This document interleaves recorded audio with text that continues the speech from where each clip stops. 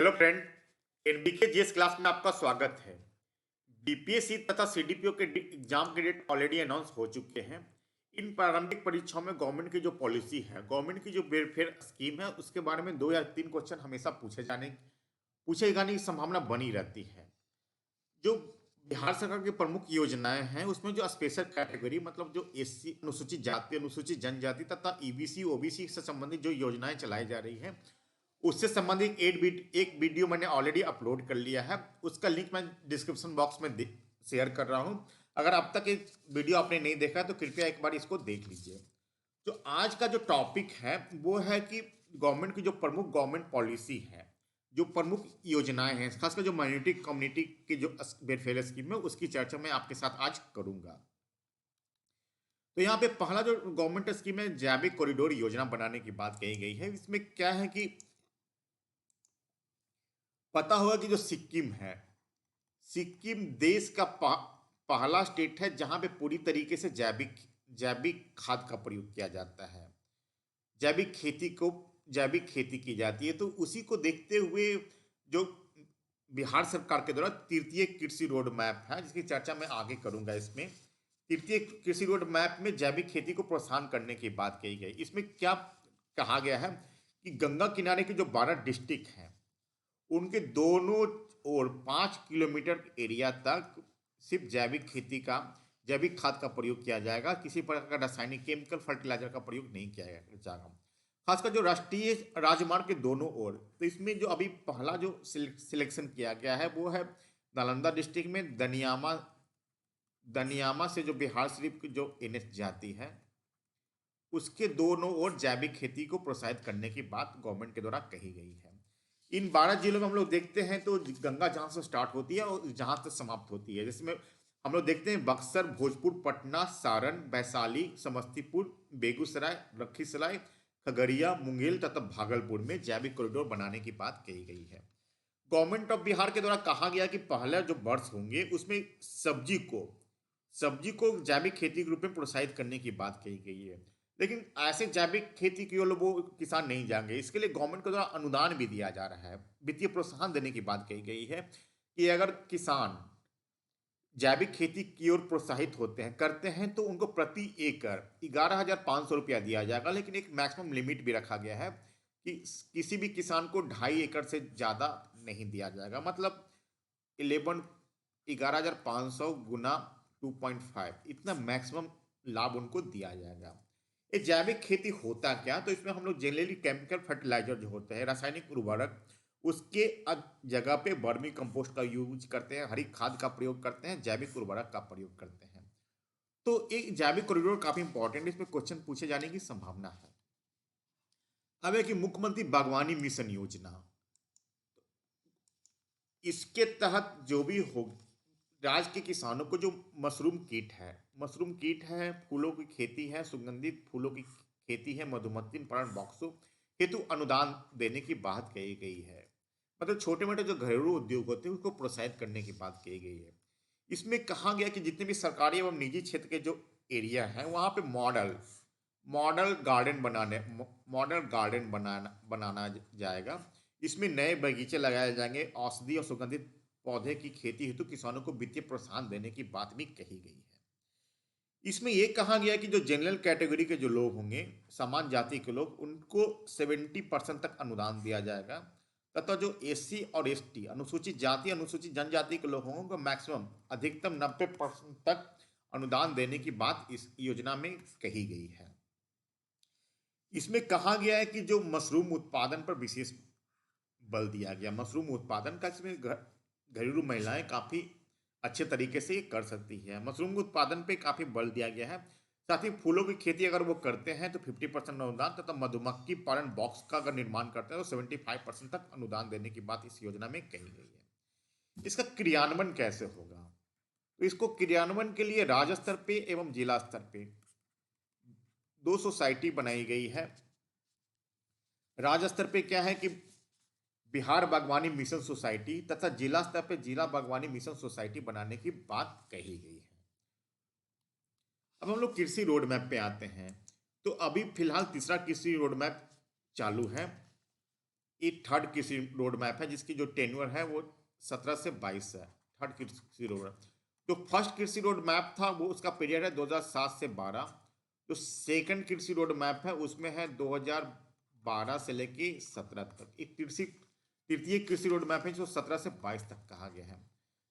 इसमें कृषि road map में कहा गया कि जितने भी गुणवत्ता वाले बीज होंगे उसको बढ़ावा देने की बात कही गई है। जो ट्रेडिशनल जो बीज जो बोए जा रहे हैं उसके जगह पे गुणवत्ता वाले बीज को प्रतिस्थानी करना है, उसको जगह पे उसको गुणवत्ता वाले बीज को बढ़ावा देना है। तो तृतीय कृषि रोड मैप में फसल है, बागवानी है, दूध, अंडा, मांस, मछली के उत्पादन में गुणात्मक वृद्धि करने का लक्ष्य रखा गया है। जो भारत सरकार तथा बिहार सरकार के द्वारा भी जो दो किसानों को आय 2022 तक दुगनी करने का लक्ष्य जो रखा गया है, एक टारगेट हम लोग रखे हैं, उसी को एक तृतीय कृषि रोड मैप में जिसको टारगेट को पूरा करने का लक्ष्य रखा गया है। यहाँ पे हम लोग देखते हैं कि वो मुख्य रूप से 7 लक्ष्य है। तृतीय जो कृषि रोड मैप है इसमें है कि जितने भी भारतीय हैं वो अगर खाना थाली में खाते हैं तो उनको एक व्यंजन है वो जो बिहार का होना चाहिए। जैविक कृषि खेती को प्रोत्साहित करने के लिए जैविक कॉरिडोर बनाने की बात कही गई है। खाद्य सुरक्षा जो कि काफी इंपॉर्टेंट है। पोषण वाली पैदावार बढ़ाने के लिए नई टेक्निक की बढ़ाने की बात करिए। वर्मी कंपोस्ट बनाने की बात कही गई है, उपयोग करने की बात कही गई है। जो मिट्टी के बार बार फसल जो उपजाने से मिट्टी का जो हेल्थ होता है, स्वास्थ्य होता है, वो खराब हो जाता है, उसमें न्यूट्रिशन नहीं पाई जाती है। तो इसी को जांच कर नियमित जांच करने की बात कही गई ताकि उसी अनुसार उसका जैविक खाद या रासायनिक खाद का प्रयोग किया जा सके। इसके साथ साथ किसानों को जो कृषि के साथ साथ जो मछली पालन, पशुपालन बढ़ाने की बात कही गई है ताकि इसके द्वारा भी उनको एक अल्टरनेटिव जो सोर्स है पैसे का वो मिलता रहे। अब है कि मुख्यमंत्री सूक्ष्म एवं लघु उद्योग क्लस्टर विकास योजना, इसके तहत 8 क्लस्टर की पहचान की गई है जिसमें 7 की स्थापना हो चुकी है। इसमें समझाने के लिए कुछ नहीं है, आपको सिर्फ याद रखना है। जैसे सपोज कि राइस मिल है वो लखीसराय में है। सीपन सीप बटन क्लस्टर है वो दो पूर्वी चंपारण में 2 जगह पे है, मासी और कथना। सिलाब का खाजा काफी फेमस है, सिलाब खाजा क्लस्टर नालंदा में है। झूला क्लस्टर कन्हैयागंज नालंदा में है। कासा पितर क्लस्टर जो 2 है, एक वैशाली में, एक पश्चिम चंपारण में है। तो ये 8 क्लस्टर की पहचान की गई है, इसमें 7 क्लस्टर ऑलरेडी स्थापित हो चुकी है। तो ये 8 क्लस्टर का आप लोग याद रखिए कि कौन सा क्लस्टर कहाँ पे है। इससे क्वेश्चन डायरेक्ट रूप से आपसे पूछे जाएंगे। अब है कि बिहार औद्योगिक निवेश प्रोत्साहन नीति 2022। हम लोग देखते हैं कि बिहार उद्योग के केस में और निवेश के केस में काफी पिछड़ा हुआ स्टेट है। यहाँ पे निवेशक काफी कम आते हैं। जो बिहार में काफी मेनली जो मुख्य यहाँ पे जो उद्योग या जो भी कह लीजिए, यहाँ पे कृषि है। तो यहाँ पे एग्रो बेस्ड इंडस्ट्री स्थापित होने का काफी चांसेस है। लेकिन गवर्नमेंट के द्वारा ये व्यवस्था की जा रही है कि इस तरह का इन्वायरमेंट क्रिएट करें कि यहाँ भी निवेशक आए, यहाँ भी उद्योग धंधों की स्थापना हो सके। इसीलिए बिहार सरकार के द्वारा बिहार औद्योगिक निवेश प्रोत्साहन नीति 2016 लागू की गई है। इसका जो 5 वर्ष के लिए लागू किया गया था 2016 से लेकर 21 तक, लेकिन जब कोरोना पीरियड 2020 में आया तो इसमें संशोधित किया गया, इसका विस्तार किया गया 2025 तक। इसमें यह भी कहा गया है कि बिहार कोरोना टाइम में जितने भी श्रमिक बिहार को लौटे हैं उनको रोके रखने के लिए विशेष प्रोत्साहन पैकेज प्रदान किया जाएगा ताकि वो यहाँ पे बिहार में रह के छोटे मोटे उद्योग धंधे कर सके। वो इसमें कहा गया है कि जो निवेशक आएंगे उनको 500 कम से कम 500 करोड़ का निवेश और जो 500 लोगों को रोजगार अगर वो देते हैं तो उनको कुछ छूट प्रदान की जाएगी। जैसे कि निवेशक को 5 वर्ष तक जो बैट जो वैल्यू एडेड टैक्स लगता है उसको समेत राज्य सरकार के द्वारा जितने भी लिए जाने वाले टैक्स है उनकी प्रतिपूर्ति की जाएगी, मतलब क्षतिपूर्ति की जाएगी, उनको कंपनसेशन दिया जाएगा। इसमें कहा गया कि जो औद्योगिक पार्क लगाएंगे, इंडस्ट्रियल पार्क लगाएंगे, उसको 25 एकड़ जमीन होनी चाहिए तथा जो आईटी पार्क लगाते हैं उनको उनके लिए 3 एकड़ जमीन होनी चाहिए। इसमें यह भी प्रोत्साहन दिया जाएगा कि उद्योग लगाने वाले जो इंडस्ट्री है उनको बैंक कर्ज में 10% ब्याज में सब्सिडी भी दी जाएगी। इसमें 2 प्रकार के उद्योग की चर्चा की गई है। एक है प्राथमिक क्षेत्र दूसरा है गैर प्राथमिक क्षेत्र। प्राथमिक क्षेत्र में हो जाएगा, पर्यटक हो जाएंगे, छोटे मशीन निर्माण, electronics, electrical, IT, textile, plastic, rubber, health care, चमड़ा, इंजीनियरिंग, ये सब प्राथमिक में आ जाएंगे। इसके अलावा जो इंडस्ट्री बचे वो गैर प्राथमिक में आ जाएंगे। तो मेनली जो गवर्नमेंट का जो पॉलिसी है वो प्राथमिक उद्योगों की स्थापना किए जाने से संबंधित है। अब एक बिहार स्टार्टअप नीति 2017, तो इसमें कहा गया है कि बिहार सरकार द्वारा जो इंफ्रास्ट्रक्चर को मजबूत करने के लिए तथा औद्योगिक विकास, इंडस्ट्रियल डेवलपमेंट को प्रोत्साहित करने के लिए इनोवेशन को बढ़ावा देगा। इसमें इस नीति के माध्यम से बिहार में अनुकूल परिस्थिति का निर्माण किया जाएगा, जिससे कि यहाँ के जो स्थानीय युवा हैं उनको स्वरोजगार या स्वनियोजन हेतु प्रेरित हो। ये जो स्टार्टअप नीति है 2017 से 22 तक 5 वर्ष के लिए लागू किया गया है। इसके लिए एक स्टार्टअप बिहार नामक पोर्टल भी बनाया गया है। ये जो स्टार्टअप है इसमें लोगों को 10 लाख रुपए का 10 वर्षों के लिए ब्याज मुक्त पूंजी की सहायता के साथ साथ 5 वर्षों के लिए निबंधन में छूट देने की बात की है। तो ये सब कुछ प्रोविजन होता है जिसको आपको याद रखना है। इसमें यह भी कहा गया कि जो एससी होंगे, एसटी होंगे तथा ईबीसी, अनुसूचित जाति, अनुसूचित जनजाति तथा अत्यंत पिछड़े वर्ग के जो उद्यमी होंगे, इंटरप्रेन्योर होंगे, उनको पूर्ण परियोजना का टोटल परियोजना जो कॉस्ट है उसका 50%, लेकिन इसमें मैक्सिमम लिमिट दिया गया है मैक्सिमम 50 लाख तक विशेष प्रोत्साहन योजना अंतर्गत अनुदान या सब्सिडी दी जाएगी तथा जो ब्याज होगा, इंटरेस्ट होगा, उसमें 50% भी ब्याज में उनको छूट दी जाएगी। इसमें जो मैक्सिमम लिमिट दिया गया 5 लाख, तो इंटरेस्ट के लिए 50% यानी मैक्सिमम 5 लाख का छूट दी जाएगी तथा जो पूर्ण परियोजना लागत है उसके 50% यानी उसमें भी मैक्सिमम लिमिट लगाया गया 50 लाख तक उनको अनुदान या सब्सिडी देने की बात कही गई है स्टार्टअप नीति में के द्वारा। तो ये कुछ पॉलिसी गवर्नमेंट का जो काफ़ी इंपॉर्टेंट है। अब है जीविका। जीविका काफ़ी आप लोग देखते होंगे कि बिहार के जितने भी डिस्ट्रिक्ट हैं वहाँ पे जो ग्रामीण महिलाएं हैं बढ़ चढ़ के जीविका में भाग ले रही है। जो जीविका एक ऐसा ऑर्गेनाइजेशन है जिसमें वर्ल्ड बैंक के द्वारा भी बिहार के जो इस सेल्फ हेल्प ग्रुप है जो जीविका के माध्यम से संचालित हो रही है उसका काफ़ी बड़ा मतलब काफ़ी प्रोत्साहन करने की बात कही गई, काफ़ी इसका नाम लिया गया है। तो जो जीविका है मेनली जो है जो सेल्फ हेल्प ग्रुप है, सेल्फ हेल्प ग्रुप के माध्यम से ही संचालित होती है। इसका जो मेन पर ये है कि वर्ल्ड बैंक की सहायता से 2007 में लागू की गई है। ये स्वयं सहायता समूह के माध्यम से ही ग्रुप बना के ये काम करता है। इसमें कहा गया कि समुदाय आधारित संगठनों का निर्माण किया गया, इसके साथ साथ कैपेसिटी बिल्डिंग के काम भी ये करता है। सामुदायिक निवेश या वित्तीय समावेशन की बात कही गई। इसमें कहा गया कि लोग पहले अपने पैसे से ही कुछ अपना सेविंग करेंगे, उस सेविंग के माध्यम से छोटे मोटे उद्योग धंधे करेंगे। अगर वो उद्योग करके 5-6 महीना करते हैं तो उनको बैंक से भी लिंकेजेस किया जाएगा और उनको एक सिंपल इंटरेस्ट पे उनको लोन प्रोवाइड की जाएगी। इसका है कि जीविकोपार्जन के जितने भी साधन है उसका विस्तार करने की बात की गई, डाइवर्सिफाई करने की बात कही गई है, ताकि ग्रामीण महिलाएं होते हो तो ज़्यादा एरिया में वो काम नहीं कर पाते हैं, तो इनको जीविकोपार्जन का जो साधन है नए नए साधन से जोड़ने की बात कही गई है। ग्रामीण निर्धन है उनको स्वरोजगार से जोड़ने की बात इसमें कही गई है। इसमें समुदाय के सदस्यों को बैकवर्ड एवं फॉरवर्डेड लिंकेजेस के माध्यम से प्रोत्साहन देने की बात की है। बैकवर्ड एवं फॉरवर्डेड लिंकेजेस ये हो गया कि जितने भी इंडस्ट्री छोटे मोटे उद्योग करते हैं तो हर एक स्तर पर उनको प्रोत्साहित करने की बात कही गई है। सपोज कि छोटे मोटे कोई सामान अगर वो बनाते हैं तो वो उनके लिए कच्चा माल का उपलब्ध करना, कच्चे माल की उपलब्धता करना, अगर वो प्रोडक्ट माल बन जाते हैं तो उसको मार्केट से बाजार से जोड़ना, उसका मार्केटिंग करना, उसका पैकेजिंग करना, उसके लिए प्रचार प्रसार करना, ये सब जितने भी आइटम हो जाते हैं वो बैकवर्ड एवं फॉरवर्डेड लिंकेजेस के तहत आते हैं।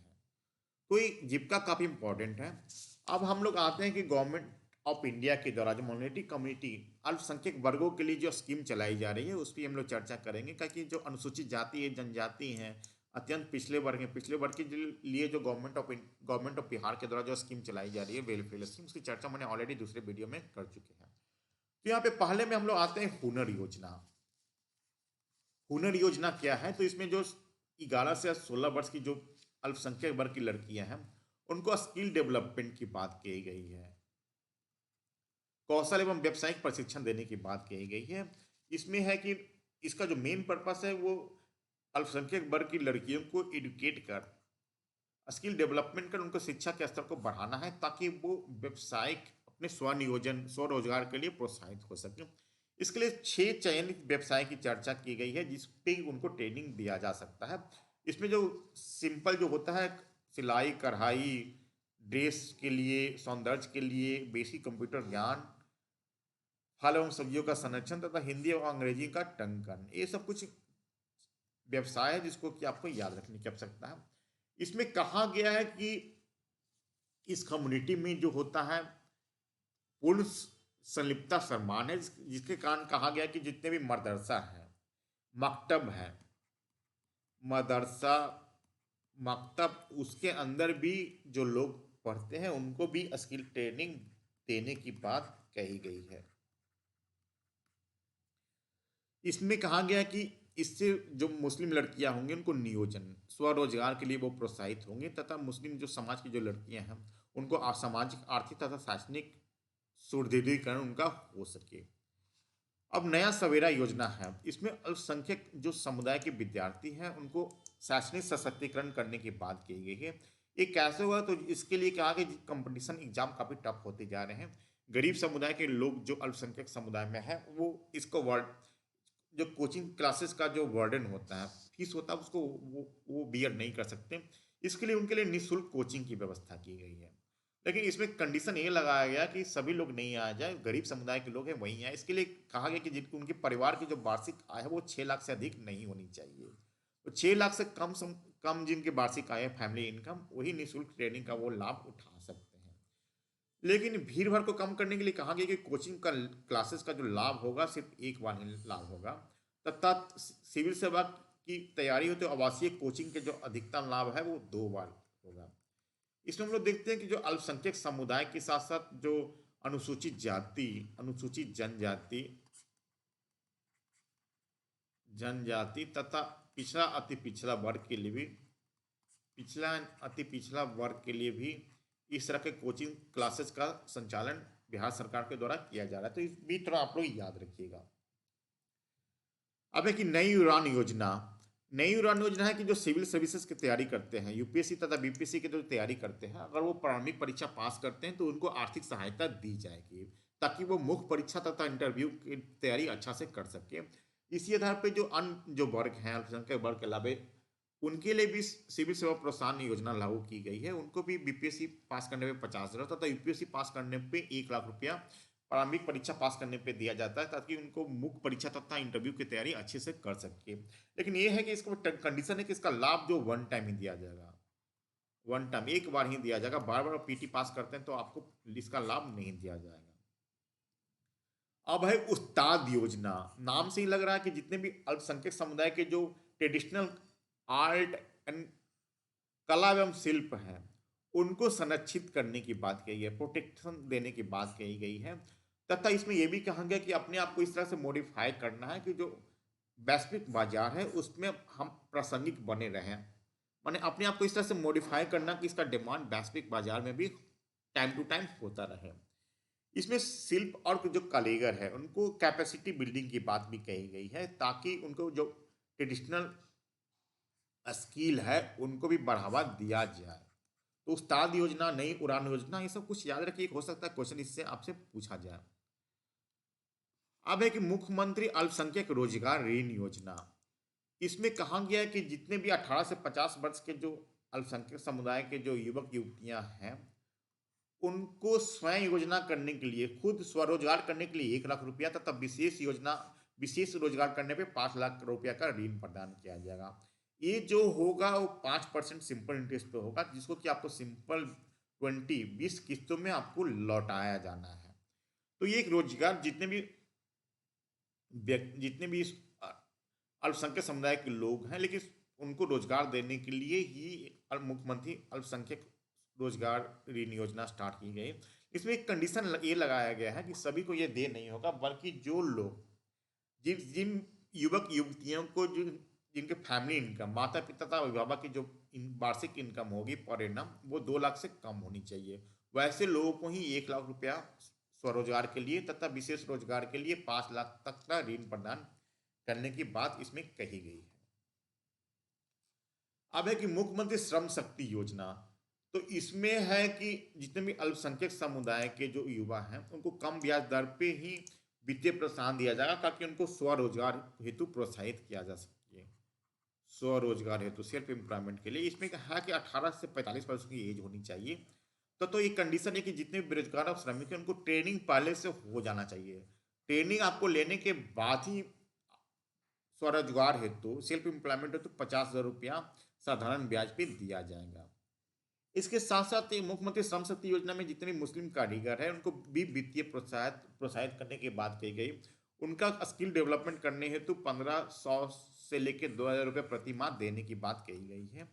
इसके अतिरिक्त जितनी भी मुस्लिम महिलाएं हैं उनके पति या रिश्तेदार द्वारा त्याग दिया जाता है, मतलब तलाक एक तरह से कर लीजिए, उनको वन टाइम 10,000 रुपया दिया जाएगा। तो ये कुछ अल्पसंख्यक समुदाय की जो स्कीम चलाए जा रहे हैं वो, उसके साथ साथ गवर्नमेंट की जो मेन पॉलिसी है उसकी कुछ चर्चा मैंने आपके साथ की है। तो ये वीडियो कैसा लगा आप कमेंट बॉक्स में लिख के जरूर बताइए। अभी तक आपने बेल बटन को क्लिक नहीं किया तो बेल बटन पे क्लिक कीजिए, ताकि जो भी मैं वीडियो अपलोड करूंगा उसका नोटिफिकेशन आपको मिलता रहे। तो अब तक चैनल को सब्सक्राइब नहीं किया तो कृपया चैनल को सब्सक्राइब कर लीजिए। धन्यवाद।